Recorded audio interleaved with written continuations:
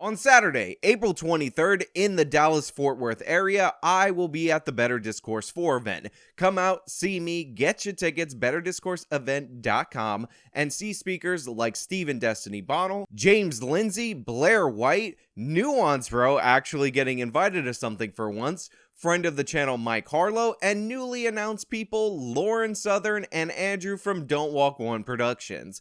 Obviously, this is a stacked, loaded group of people, and you definitely should get your tickets. And surprise speaker, the best one of all time, my absolute favorite, will be there as well. And of course, I'm talking about Taba'a. And of course, Taba'a. I don't know if many of you guys have noticed this. I don't even know if some of you have even heard about this story. That's how totally not a huge deal it is. But gas prices are slightly up in recent months. Gas prices are slightly up even more significantly in recent weeks. You could say that we hit all-time record highs in terms of gas prices, and Biden's administration appears to have no interest in increasing domestic oil production. Thus, these prices are expected to go up even further. This is what we're going to talk about. We're going to talk about the problems of gas and how these problems are going to go far beyond the price that you pay at the pump. But first, we got a sponsor. It's about your health. It makes sense. You feel unhealthy because of the gas prices. Let me sell you a health product. Trust me. Check this fact out. Studies show our appearance actually affects our mental health. I said studies show this, so if you don't believe me, you're a literal science denier and thus a scumbag. But here's the thing. There's a bunch of supplements that are on the shelves all over the place in the anti-aging department that try to take advantage of you. They try to sell you stuff that just doesn't work. This is one of the reasons why I love so much Health with Justice, our long-term sponsor, because this collagen powder is absolutely amazing. You put a scoop in your drink in the morning every single day, and you just watch the visible signs of aging deteriorate to the point where you look stunning and beautiful and you have baby soft skin like my baby soft skin. That's healthwithjustice.com. The next 24 hours, by the way, you will get 51% off your purchase if you go to healthwithjustice.com. So as many of you already know, gas prices have hit record highs in the United States of America, and the Joe Biden administration is taking responsibility for this situation by shifting all the responsibility for the gas hikes, for the record prices, to the Russian government. It's gonna go up. When asked what he can do about it, Can't do much right now. Russia's responsible. Which is interesting because gas prices were on an upward trajectory since Joe Biden took office, and this is only the recent spike that should be attributable to Russia and Ukraine and their whole conflict. For the increase in gas prices recently, but weren't gas prices going up anyway because of post-pandemic supply chain issues?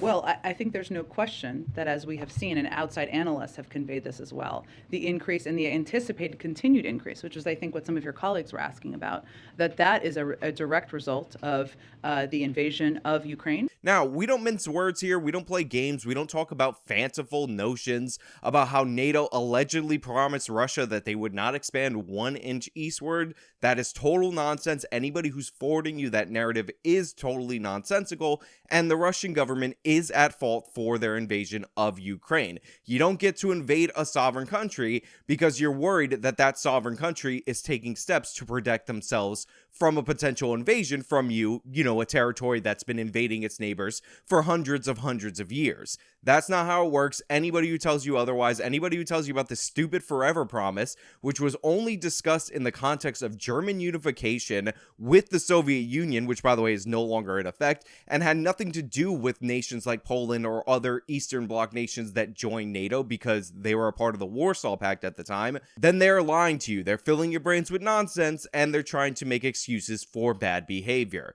Now, with that being said, obviously, this is leading to the increase of oil prices on the world stage, despite the fact that the United States doesn't import all that much oil from the Russian government, because one of the things that people need to realize about oil production is that oil is traded on the global market. So any shockwave at any point in the supply chain is going to have effects on prices worldwide. That's how it works. Now, while we all can hope for a peaceful resolution in Ukraine or for this to end, in reality, gas prices were already on an upward trajectory due to the fact that the Biden administration has basically declared war on fossil fuels and actual energy that works in general. So he's not been allowing drilling permits, new drilling permits. He had a moratorium. He canceled the Keystone XL pipeline, and he's been targeting energy, specifically energy that works, in this nation repeatedly. And in response to the fact that the Russian government is in this whole situation, and in response to the fact that their economy is largely fueled by oil, and Joe Biden says we have a moral obligation to stand up to the Russian Federation, Joe Biden has refused to allow any increase in domestic oil production on federal lands or anywhere, which would help alleviate the supply and the crunch that many Americans are feeling at the pump. And by the way, because this infrastructure was shut down by the Biden administration for so long, it's not like the actual supply of oil would increase enormously if he allowed these permits. But what would end up happening is people would see that America was getting serious about producing energy, and then the futures markets would reflect that, thus bidding down the price of oil, thus eventually leading to downstream effects that are helpful to you, including but not limited to at the pump. But the Biden administration, as a matter of policy, is not in favor of this. They kind of like the higher gas prices. They don't like the effect that it's having on them politically, but now that they can shift it to the Russians, this gives them great opportunities to try to increase production of oil in places like Venezuela and in places like Iran. And I wish I was joking about this, but yes, in order to combat the tyrannical government in Russia, the Biden administration doesn't want to have jobs and oil production in the United States of America. He wants to cut deals with Maduro, who technically the United States government doesn't even recognize as the leader of Venezuela, and with the Iranians, because those are our truest and greatest allies in this situation, I guess, for some reason. You say that you're going to do everything that you can to reduce the impact that high gas prices have on Americans. We're asking other countries to think about maybe pumping more oil. Why not just do it here? Well, to be very clear, federal policies are not limiting the supplies of oil and gas. Let me finish. Let me finish. An executive order his Peter, first week that halted new oil and gas. Let me give you. Would President Biden rescind his executive order that halts new oil and natural gas leases on public lands? Well, 90% of them happen on private lands, as I'm sure you know, and there are 9,000 unused approved drilling permits. So I would suggest you ask the oil companies why they're not using those if there's a desire to drill more. Would President Biden ever undo his executive order that stopped the construction of the Keystone XL pipeline? Are you suggesting that would solve the gas prices issue? Well, do you think that that would maybe affect prices faster than getting the whole country off of fossil fuels? Do you guys think that asking Saudi Arabia or Venezuela or Iran is reducing our dependence on foreign oil? That's actually, I just outlined each of those specific scenarios and the range of discussions that we're having with each of those countries. I don't think anybody is advocating for Iran to continue acquiring a nuclear weapon, perhaps except for the former president who pulled us out of the deal. Now, it's not just the price of oil that is going to be a problem for the American consumers, for you guys out there in the audience. It's also the price of fertilizer, which will affect all other farming crops, as if the price of gasoline, which transports all the food and goods and services that we have in the economy, doesn't already affect the price, is going to go through the roof as well, because it turns out the Russian Federation is one of the world's largest producers of fertilizer, and this is what the United States, what Americans are actually importing en masse from the Russian Federation. On top of that, it turns out the Ukraine is one of the biggest producers of wheat in the world, and this is where the American people and a lot of people import their wheat from. So even if this weren't true, by the way, even if Americans weren't importing their wheat strictly from the Ukraine, or a large portion of it from the Ukraine, in reality, the fact that they produce so much of this and this supply chain has been disrupted, the Ukrainian government has decided that they're going to stop exports of wheat. This would obviously provide shocks to the global economy, so expect to see price increases in all your foods, specifically in wheats, and of course, because wheat is in a bunch of different things, except for that gluten-free stuff that you weirdos out there eat. but you should expect to see the price of food at the grocery store go up significantly, thus compounding the disaster that we are already in. So I'm not really supposed to put in 2 sponsors per video, I don't like doing it, but here's the thing, I just mentioned the price of wheat, and it would be kind of bad for me to not tell you that this channel is partnered with My Patriot Supply, and if you go to preparewithajw.com, you can lock in a discounted price on an emergency food supply. I don't expect the end of the world to happen, I don't think you're crazy if you want to prepare for some bad times, but food prices are going up. You can get a month's supply or 3-month supply for relatively cheap, especially comparatively to what we might be seeing. Preparewithajw.com.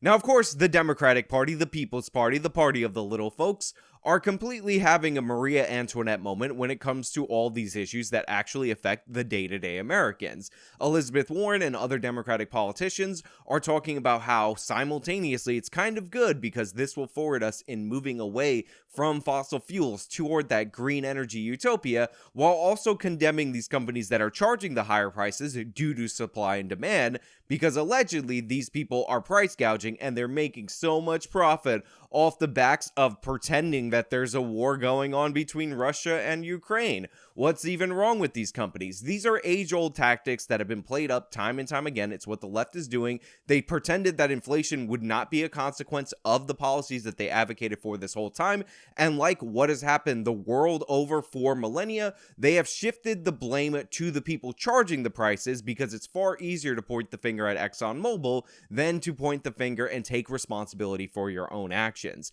But it actually gets worse than that, because there's a bunch of clips of out-of-touch lefties talking about how they're not really bothered by the price of oil, they're not really bothered by the price of gas, and this has led to a lot of anger amongst the American people. And one of the most popular clips that is out there that has been upsetting people, that I've seen people play over and over again on their YouTube channels, is this clip of Stephen Colbert saying he doesn't care if gas goes up to $15 a gallon. Since the invasion, oil prices have skyrocketed. Today, the average gas price in America hit an all-time record high of over $4 per gallon. Okay, that stings, but a clean conscience is worth $1 or $2.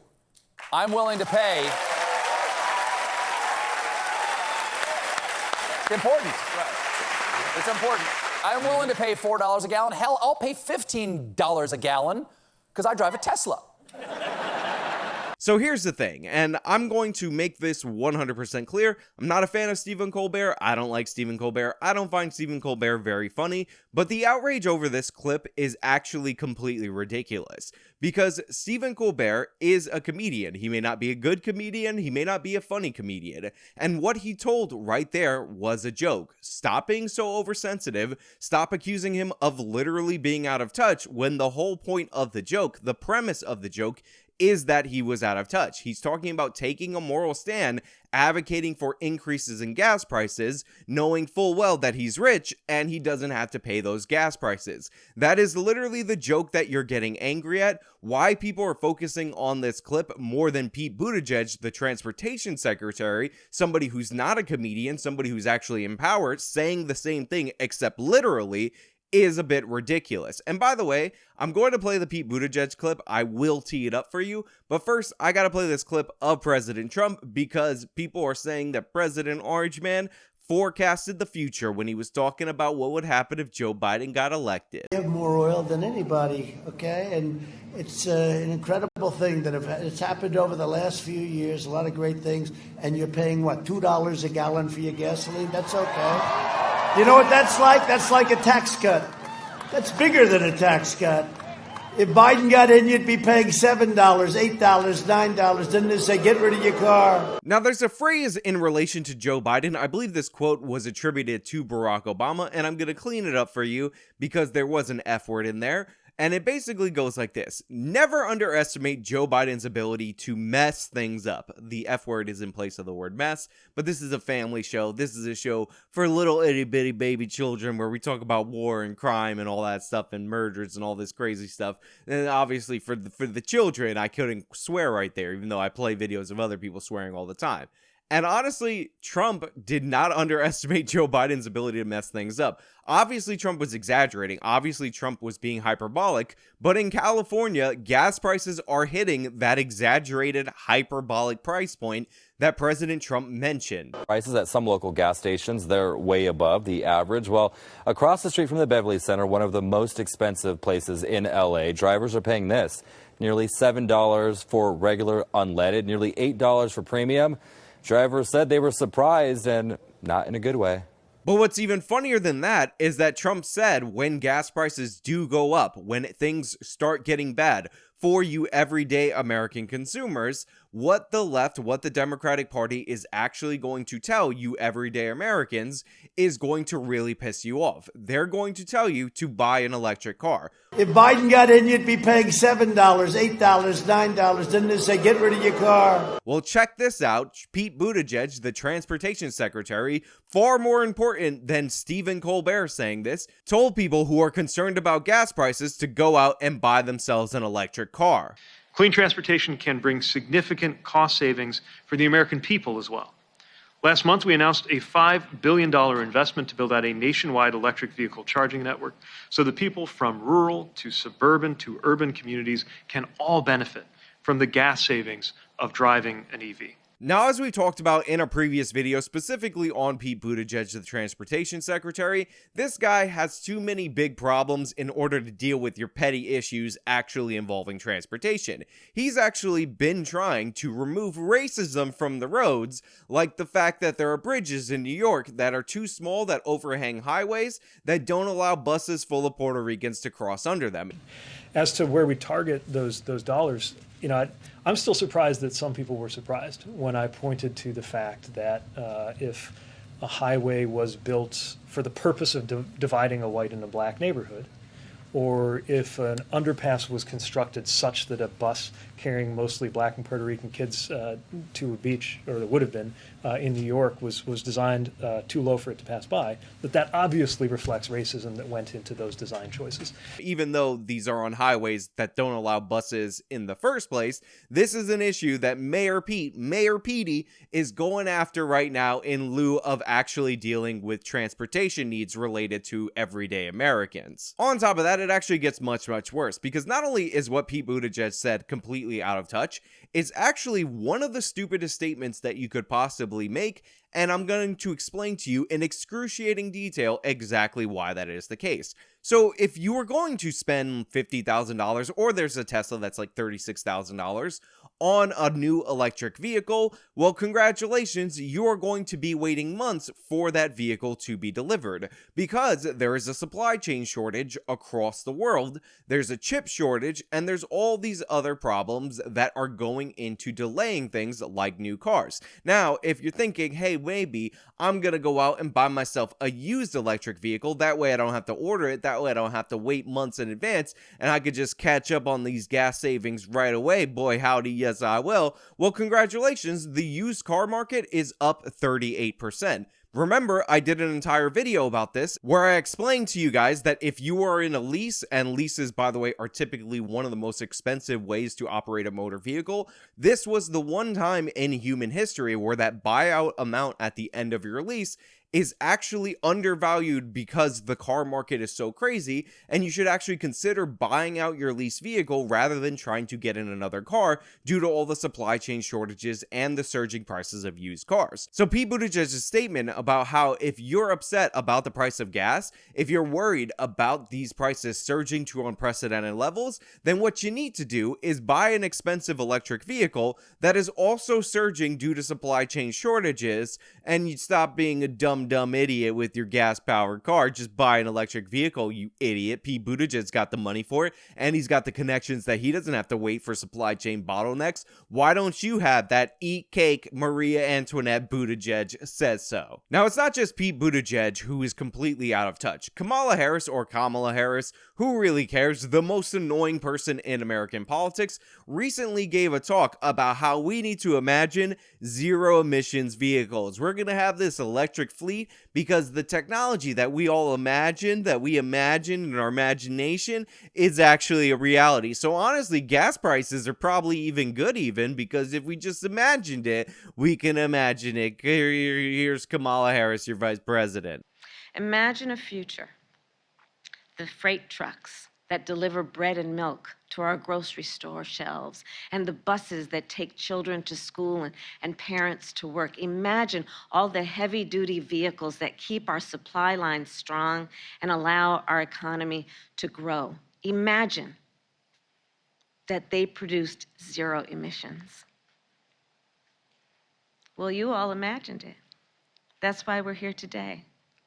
Because we have the ability to see what can be, unburdened by what has been, and then to make the possible actually happen. With that level of charisma, with that level of skill as a politician, you would be shocked to find out that Kamala Harris actually got her 2 first positions in politics because she was sleeping with a married Democratic Party boss who was basically running California. I mean, with her level of charisma and her level of ability to connect with the everyday people and just imagine what they imagine, you would think that her charm and her wits would get her by on everything. But weirdly enough, she started her career hooking up with a Democratic Party boss, an opportunistic relationship, who was married at the time. Wow. The vice president of the United States, first female vice president, first black, first Asian female vice president in the history of America. So charismatic, so stunning, so brave. So I've often talked about on this channel how I have no interest in global warming hysteria.